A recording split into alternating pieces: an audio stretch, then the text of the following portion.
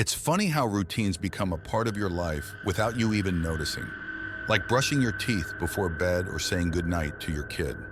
For me, it was the latter, a nightly ritual that I never skipped.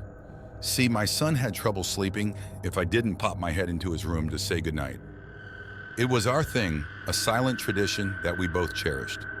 One night, just like any other, I headed to my son's room to tuck him in.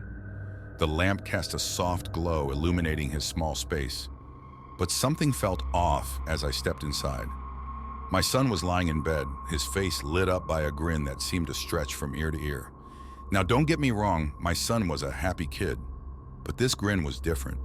It sent shivers down my spine. "You okay, buddy?" I asked, trying to shake off the uneasy feeling creeping over me. He nodded, that grin still plastered on his face.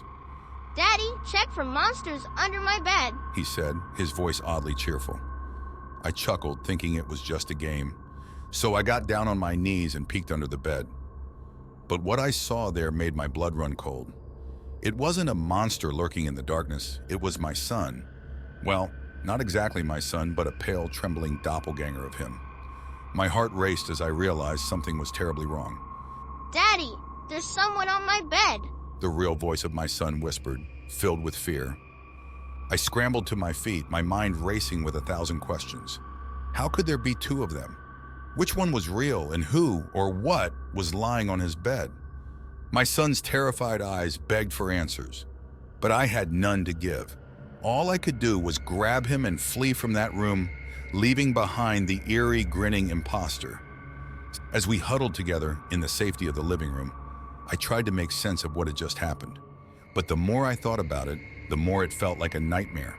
How could such a thing be real? Days passed, but the memory of that night lingered like a dark shadow over our home. I couldn't shake the feeling that something was watching us, waiting to strike when we least expected it. And as much as I wanted to protect my son, I knew I couldn't keep him safe forever. No. In the end, we made the difficult decision to leave our home behind. We packed up our belongings and moved far away, hoping to leave the darkness behind us. But the memory of the grinning boy haunted me, refusing to fade away. Months turned into years, and yet I couldn't shake the feeling that something was still lurking in the shadows. My son grew older, but the fear never left him. He would wake up screaming in the middle of the night, his eyes wide with terror.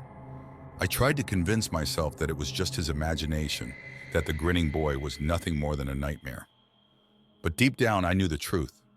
The darkness had followed us, and it would never let us go. Even now, as I sit in our new home, surrounded by the warmth of my family, I can't help but feel a sense of unease. The grinning boy may be gone, but his memory lives on, a reminder of the horrors we left behind. And as much as I try to forget, I know that some nightmares never truly end.